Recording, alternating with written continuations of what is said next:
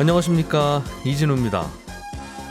무려 10년을 끌어온 이른바 론스타 사건이 어제 투자자 국가 간 소송 판결의 결과가 나왔습니다. 우리 정부가 외국계 사모펀드 론스타에 2,800억 원을 배상하라는 판결이 나왔는데 당초보다 배상액이 크게 줄기는 했지만 정부는 이 판단에 불복해서 판정 취소 신청을 검토한다는 얘기도 나오고 있습니다. 여전히 진행 중인 론스타 사건, 이번 판결의 간략한 내용과 정부의 입장, 그리고 이슈 포인트에 대해서 좀 살펴보죠. 요즘 금리가 오르면서 단기 자금을 일시적으로 넣어두는 금융상품에도 변화가 생기고 있습니다. CMA 금리가 파킹 통장보다 더 높아지고 저축은행과 제1금융권의 예금 적금 금리 차도 좁혀지고 있는데요. 어떤 이유 때문인지 들어보겠습니다. 며칠 전에 마차를 끄는 말이 도시를 가로질러서 화제가 됐는데 무슨 일인가 봤더니 이게 게임사를 상대로 시위를 한 거라고 하죠. 이 소식도 함께 들어보겠습니다. 9월 1일 목요일 손에 잡히는 경제 바로 시작합니다.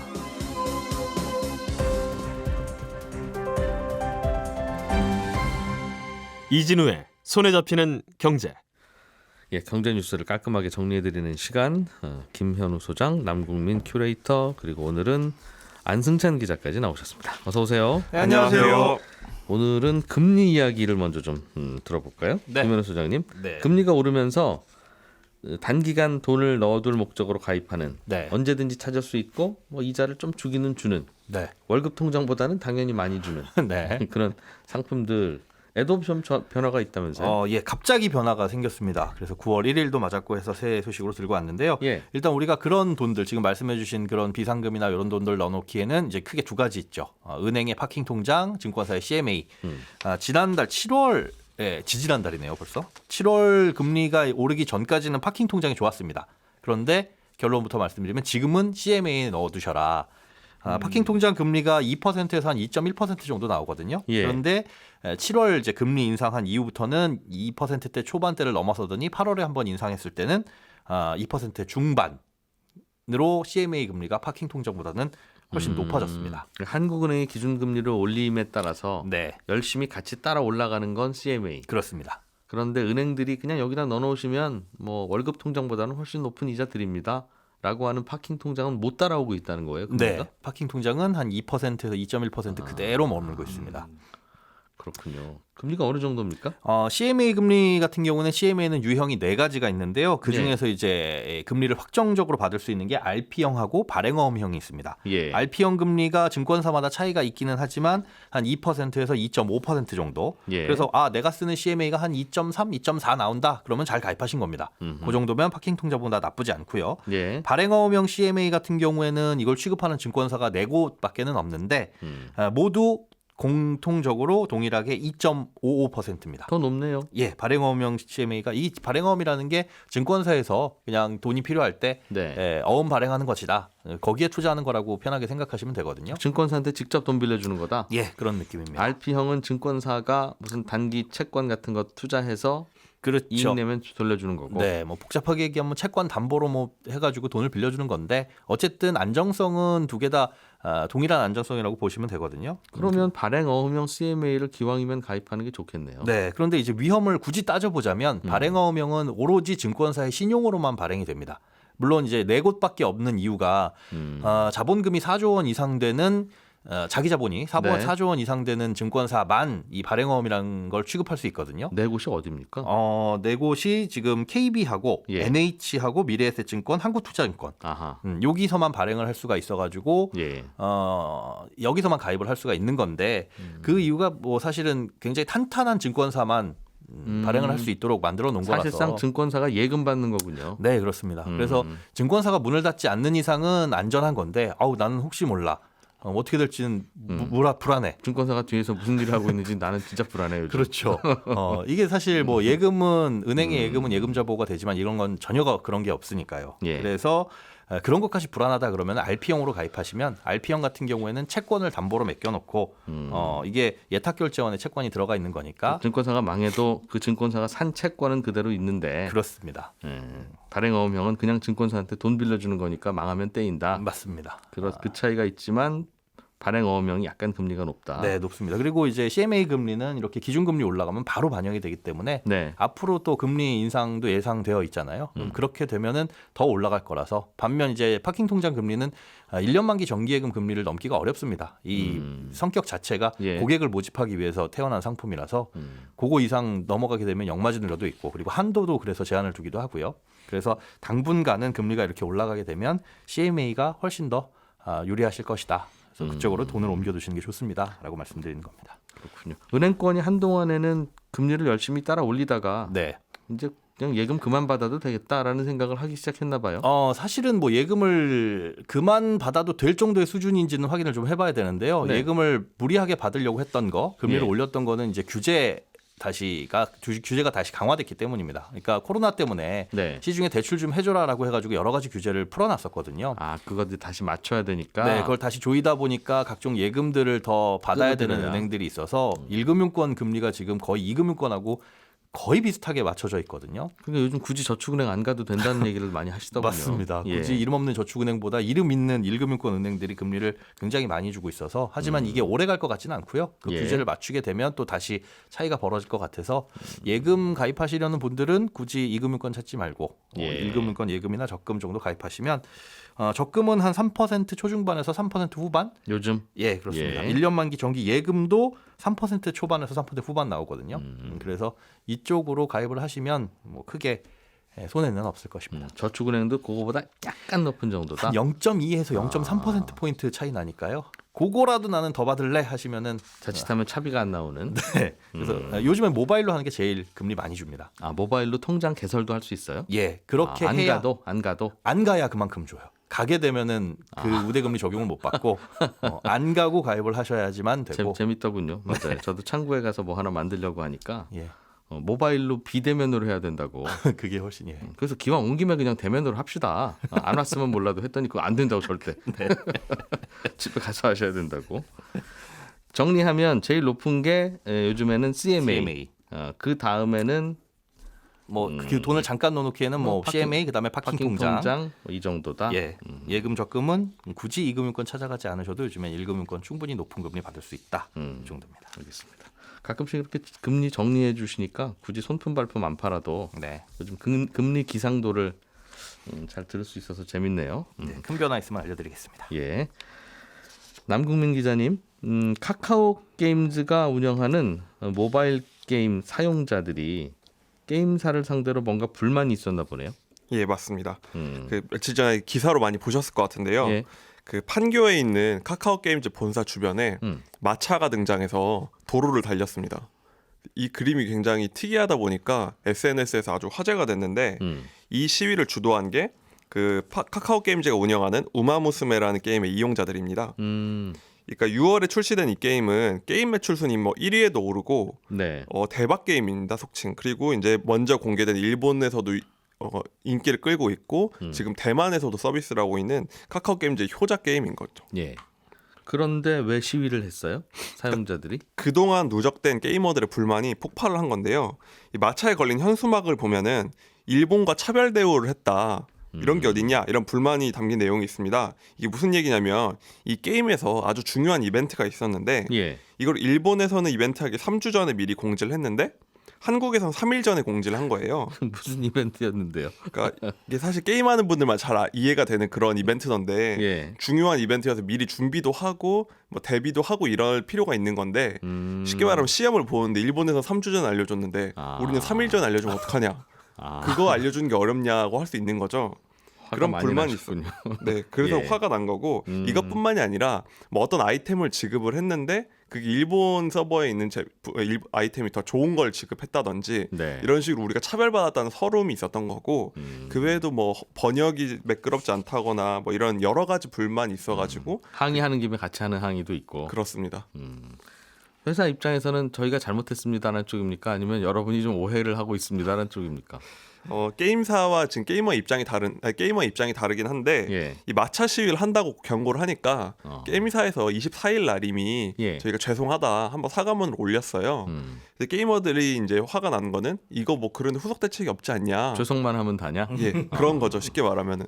그래서 지금도 불길이 계속 이어지고 있어서 트럭을 이끌고는 트럭 시위도 하고 뭐 이제 그 별점 같은 거 있잖아요. 예. 앱스토어에서 별점을 낮추는 것도 하고 뭐 지금은 아예 우리가 결제한 금액으로 다 환불받겠다. 그래서 커뮤니티에 내가 쓴 돈을 올려서 집계를 하고 있는데 예. 이게 거의 한 50억이 육박하고 있습니다. 그러니까 이게 실제로 환불이 될지 뭐 소송을 한다고 하는 될지 모르겠지만 게임사 측에서는 엄청 압박을 받고 있는 상황인 거죠. 그런데 시위라는 방법이 판교 도심에서 마차를 끌면서 진짜 말이 네. 왔다 갔다 하는 네. 판교는 그 회사 아마 저 카카오 게임즈라는 회사 있는 앞이니까 거기 갔을 거고 네. 왜 마차와 말을 등장시켰을까요? 이게 이름이 우마무스메라는 게임인데 예. 이게 일본에 있는 경주마를 뭐 실제로 의인화해가지고 하는 그런 아. 게임이었으니까 말을 의인화하는 그런 게임. 게임에 말이 많이 나와요. 예. 그리고 무스메가 이제 딸 뭐 이런 의미거든요. 일본어로.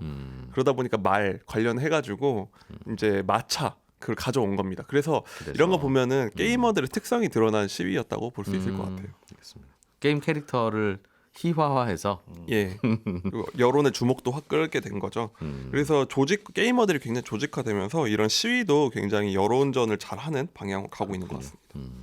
한때는 뭐 게임 뭐 불만 있으면 안 하면 그만이고 뭐 게임 가지고 우리가 뭐 항의를 해 안 하면 되지 마음에 안 들면 이제 이런 느낌이었다가 슬슬 요즘엔 정말 게이머들이 뭉쳐서 항의도 하고 그것 때문에 주가도 반토막 나고 이런 일들이 최근 몇 년 사이에 꽤 있더군요. 요즘은 게이머들의 여론이 굉장히 예민합니다. 그래서 이 돈 쓰는 돈도 굉장히 많기 때문에 예전에는 그냥 제조 상품처럼 만들어 놓고 팔고 나면은 불만 있으면 하지 마 이런 느낌이었지만 예. 요즘 마치 아이돌 그룹 하나 데뷔한 것처럼 여론 관리를 계속 잘해 가면서 해야지 과도하게 수익을 추구하거나 팬들에게 관리를 못하면 뭐 속칭 뭐 나락을 간다 이렇게까지 네. 여론이 얘기를 하거든요.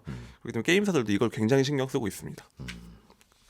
카카오 게임즈는 상장 회사라서 투자하신 분들도 걱정이 있을 수도 있는데 어떻게들 평가하고 있습니까? 일단 카카오 게임즈 주가가 좋지 못하긴 한데 최근에 시황이 굉장히 안 좋았고 카카오 그룹 전체가 좀 안 좋았기 때문에 주가로만 판단을 하긴 힘든데요. 꼭 이것 때문만은 아닌 것 같다. 예. 근데 일단 이 게임이 굉장히 중요한 매출을 내고 있는 게임인데 여론이 예. 좋지 않기도 하고 카카오 게임즈는 또 자회사를 물적 분할을 상장한다는 이슈가 하나 있어서 예. 주주 민심도 굉장히 안 좋아서 여러모로 안 좋은 시기를 보내고 있습니다. 그렇군요.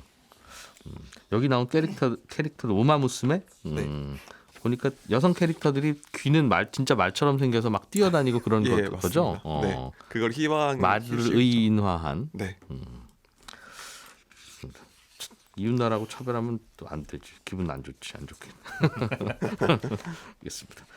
론스타 이야기를 좀 들어보죠. 안승찬 예. 기자님. 한국 정부가 잘못은 했다.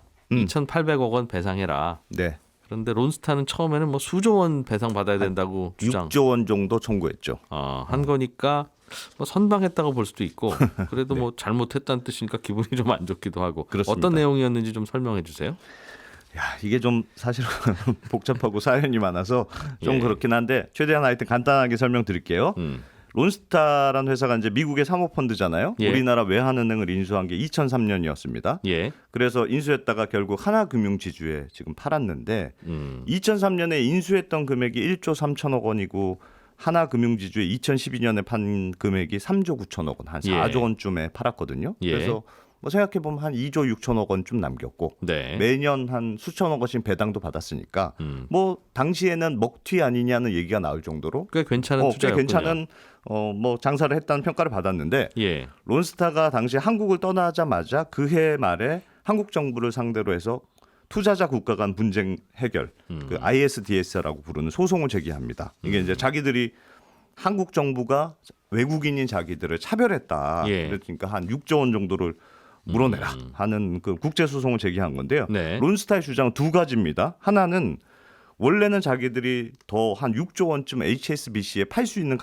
기회가 있었는데 한국 정부가 자꾸 차일피일 밀어서 이 HSBC 매각이 불발됐고 그래서 이후에 좀 더 싼 가격인 4조 원쯤에 하나금융지주에 팔았으니까 한국 정부가 2조 원 정도 손해본 2조를 배상해라. 뭐 이런 주장이고요. 중간에 그런 얘기가 서로 있었나 봐요. 그렇습니다. 외환은행이 결국은 외환은행을 팔긴 팔 건데 계약까지 했었어요. HSBC하고 예, 그렇습니다. 그런데 한국 정부가 못 팔게 승인을 안 해줬어요. 승인을 안 해줘서 미루다가 금융위기가 벌어지면서 HSBC가 손을 들었죠. 못 사겠다. 우리 못 사겠다. 아유, 안 사길 잘했다. 한국 정부 고마워. 그러고는 HSBC는 가고 그렇습니다.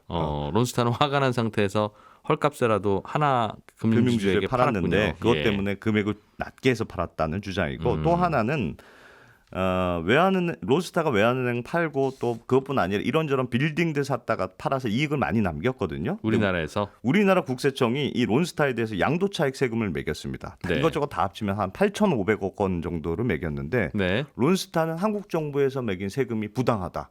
우리는 못 내겠다. 이렇게 소송을 내겠어요. 이 두 가지가 골자인데 우리나라 이게 사실은 한국 정부가 처음으로 맞은 이 ISDS 소송이었고요. 금액도 네. 워낙 크고 한 10년간 끌은 소송이어서 주목을 받았는데 어제 결론은 말씀하셨던 대로 일부 2,800억 원은 배상해라. 그래서 처음 제기한 6조 원의 한 4.6%만 인용이 됐으니까 예. 금액은 줄어서 뭐 그나마 선방은 했습니다만 어쨌든 한국 정부가 2,800억 원 그냥 생돈을 내야 되는 거니까 우리 정부 입장은 이거 인정 못하겠다. 예. 판정 취소 신청을 하겠다 이런 입장을 일단 밝힌 상황이죠. 이 ISDS라는 건 소송을 지금 론스타와 대한민국 정부가 해야 되는데 네. 대한민국 법원에다가 하면 론스타한테 불리한 판정 내릴 게 뻔하게 보이니까 예, 우리는 뭔가 좀 중립적인 그렇습니다. 곳에 가서 합시다. 그 세계은행 산하에 있는 국제투자분쟁해결센터 여기에서 이제 중재 판정부가 그런 만들어지고 거군요. 여기서 이제 판정이 내려졌죠. 예. 이슈는 설명해 주신 대로 두 가지인데 예. 하나는 외환은행 사고 파는 과정에서 대한민국 정부가 방해했으니까 이거 보상하라 하는 게 하나. 그리고 그 외환은행을 포함해서 우리나라의 그 뭐 강남에 있는 금융센터 큰 거 네, 이런 것도 샀다가 팔고 하면서 그렇습니다. 차익을 남겼는데 네, 그 양도세를 안 내고 싶다는 게 론스타 주장입니까? 그렇습니다. 그거는 무슨 근거로 세금 얘기부터 그랬었어요? 말씀드릴게요. 예. 세금 얘기하면 결론부터 말씀드리면 한국 정부가 세금을 매긴 게 부당하다 이게 론스타 주장이었잖아요. 예. 이 주장은 전부 다 기각이 됐습니다. 론스타가 진 건데 론스타의 주장의 근거는 이런 거예요. 외환은행을 인수했던 그리고 막 이런저런 빌딩을 샀던 그런 주체가 사실은 서류상으로는 벨기에에 있는 론스타 벨기에 법인이 산 거거든요. 예, 예. 그런데 우리나라하고 벨기에는 이중과세 방지를 하는 투자보장 협정이 맺어져 있습니다. 그러니까 이중과세 방지 협약이라는 게 어떤 거냐면 거주지하고 소득이 발생한 지역이 서로 다른 경우에 벨기에 회사인데 소득은 한국에서 생긴. 그렇죠. 그러면 예. 세금을 어디서 낼 거냐? 너희들이 가위바위보해서 한쪽만 내라 하는 네. 게 이제 이중과세 방지 협약이에요. 예. 예를 들어서 내가 한국 사람이고 한국에 거주하는데 미국 가서 사업해서 조금 돈을 벌었어요. 네. 그럼 한국 과세 당국이 당연히 국세청이 세금 매길 거 아니겠어요? 한국인이니까. 한국인이니까 세금 냈는데 미국 과세 당국이 야, 넌 미국에서 벌었으니까 미국에서도 세금 내야지 네. 하고 또 과세를 하면 네. 양쪽에서 세금 내면 너무 억울한 거 아니냐? 그렇죠. 그러니까 이중과세 방지니까 둘 중에 한 곳만 내도록 그건 정리해 합리적이네요. 주세요. 그래서 벨기에도 이렇게 이중과세 방지 협약이 맺어져 있고 예. 특히나 이 경우에는 거주지가 있는 나라에서 주로 과세하도록 하는 게 국제적인 관행입니다. 그 외국인은 그냥 너희 나라 가서 내 그렇죠. 하는 게 관행이다. 그렇습니다. 근데 벨기에는 문제가 뭐냐면 양도소득세가 없는 나라예요. 우리나라는 양도세가 오. 있지만 벨기에는 양도세가 없는 대표적인 나라이기 때문에 론스타는 그럼 나 벨기에 가서 내겠습니다. 그렇죠. 자, 우리는 벨기에 론스타가 외환은행 인수했고 빌딩도 샀으니까 세금은 우리의 거주지인 벨기에에서는 양도세가 없습니다. 그러니까 세금은 낼 수 없다 이렇게 주장한 거죠. 근데 당시 우리 정부의 입장은 뭐였냐면 아무리 벨기에하고 우리가 이중과세 방지 협약이 맺어져 있지만 네. 사실상 페이퍼 컴퍼니 아니냐. 음. 그러니까 실제로 외환은행 인수하고 사업을 주도한 게 론스타의 한국 법인으로 봐야 하니까 실효적 과세 측면에서 한국에서도 과세가 가능하다 이런 주장을 폈어요. 근데 어제 국제 이 중재 판정부도 세금 문제에 대해서는 한국 정부가 맞다. 그 실효적으로 한 대로 봐야지 페이퍼 컴퍼니로 막 하면 안 된다. 이런 판정은 손을 들어준 거고 네. 특히나 론스타가 이 문제에서 취약했던 게 이 한국과 벨기에 협정 발효 시점이 예. 2011년 3월이에요. 근데 론스타가 외환은행 인수한 게 2003년이잖아요. 예. 그러니까 이 협정이 발효되기 이전부터 사건이 진행됐기 때문에 물론 매각한 시점은 협정 이후라고 하더라도 원래 매각한 시점 기준으로 양도세 매기는 게 맞죠. 하긴 합니다. 예. 그렇긴 하지만 어쨌든 론스타의 주장을 맞으려면 그 협정 앞에서부터 다 소급해서 계산해야 되는데 그렇게까지는 조금 무리한 것 같다고 생각한 게 국제재판 판정부의 결론입니다. 그래서 이 문제는 비교적 뭐 깔끔하게 문제가 해결됐는데 예. 문제는 이 매각 지연 이슈. 요거는 한국 정부가 방해하는 바람에 HSBC에 못 팔았다. 요거는 일부 한국 정부의 잘못이 있다고 판정을 한 거예요. 그러니까 당시에 말씀드렸다시피 HSBC한테 팔기로 계약을 했는데 론스타가 예. 한국 정부가 그 당시에 8개월 이상 매각 승인을 안 해줬거든요. 원래 도장서 찍어줘야 나갈 수 있는 거죠? 건데 예. 못 나가고 있었는데 그러다 금융위기 터지면서 이제 그 딜이 깨진 건 사실입니다. 왜 정부는 그걸 지연을 시켰답니까? 당시에 매각 지원을 한 이유가 뭐 당시 론스타를 둘러서 뭐 자격이 있느냐 여러 논란이 있었습니다만 특히 예. 결정적이었던 게 외환카드 주가 조작 사건에 대해서 유죄 판결이 나왔기 때문에 그랬거든요. 론스타가 잘못한 그렇습니다. 론스타가 외환은행 인수한 이후에 자회사로 외환카드라는 회사가 있었는데 여기 너무 부실하니까 예. 아예 흡수하자는 결정을 해요. 음. 근데 흡수를 하려면 돈이 많이 드니까 근데 무슨 일을 했냐면 당시에 론스타하고 외환은행 측에서 기자들을 불러다 놓고 외환카드를 감자한 이후에 우리가 흡수 합병할 겁니다. 외환카드는 상장회사였나 봐요. 상장회사였습니다. 아, 주가를 좀 떨어뜨려야 흡수 합병하기가 편하니까. 그러니까 그 기자들 그 얘기를 듣고 오 감자를 한다고? 그리고 다들 기사를 열심히 썼을 거 아니겠어요. 외환카드 감자한다고. 네, 그러니까 외환카드 감자한다는 기사가 쏟아지니까 주가가 반토막이 났단 말이에요. 외환카드가. 그런데 실제로 주가가 반토막이 나니까 외환은행이 감자를 안 하고 그냥 싼 가격에 흡수 합병을 반토막난 주가 기준으로. 그렇습니다. 낼름. 네, 그래서 당시에 검찰에 이 사건이 고발이 되고 대법원에서도 주가 조작이 맞다고 판정이 나왔어요. 그래서 외환은행이 일부러 외환카드 주가를 떨어뜨린 거 아니냐 예. 이런 논란이 있으니까 정부에서도 좀 차일피일 미뤘던 측면이 있고 재밌는 건 당시에 이 수사를 이끌었던 검찰의 대검 중수부 멤버가, 주역이 예. 지금의 윤석열 대통령 또 그 팀의 막내가 한동훈 법무부 장관 뭐랬습니다. 아무튼 그 명백한 유죄 판결이 있었기 때문에 한국 정부가 당시 여러 가지 논란을 이유로 매각 승인을 내주지 않았던 않고 거고. 있었는데. 그러니까 그래서 일부러 끈 거는 맞다. 그래서 그건 한국 정부가 잘못한 건 맞지만 그 책임이 론스타에도 있는 것 아니냐. 고의로 회방한 건 아니다. 그렇습니다. 당신들이 외환카드 가지고 장난하지 않았냐. 그렇습니다. 그래서 배상의 책임의 일부만 인정됐다. 그래서 원래는 론스타가 주장한 가격이 누이 때문에 우리가 2조 원 손해 봤다고 주장했잖아요. 그중에 다 인정할 수는 없고 조금만 인정됐다 이렇게 이해하시면 될 것 같고. 그러니까 신호 위반 때문에 경찰한테 잡혀서 네. 딱지 끊는 시간 때문에 어디 협상장 못 가서 계약에 실패했다. 그거 다 물어내라. 이제 그런 얘기였나 봐요. 네. 약간 그런 셈이죠. 알겠습니다. 재미있는 건 그 당시에 이 수사했던 중수부 멤버가 한 명은 대통령, 한 명은 법무부 장관. 그렇습니다. 그리고 그 당시에 외환은행이 기자들한테 감자할 거라고 흘렸던 그 현장에서 기사 쓴 분이 안승생 기자라면서요.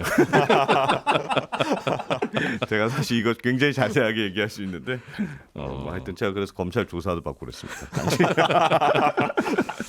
알겠습니다. 요거는 그럼 뭐 항소하는 것처럼 계속 소송이 진행된다 그 말이죠? 그렇습니다. 네. 근데 이게 배상 금액이 사실 줄어들어서 기사를 보면은 뭐 다소 선방했다는 평가도 있지만 어쨌든 돈을 내야 되는 거고 특히 일부라도 인용이 되면 한국 정부가 빨간 줄이 생기니까 앞으로의 국제 소송이 불리하다. 그래서 판정 취소 여부를 하겠다. 이게 입장입니다.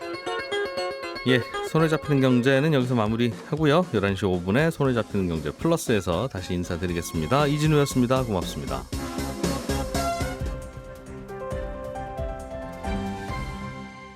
경제를 생각하는 사람들의 즐거운 습관. 이진우의 손에 잡히는 경제.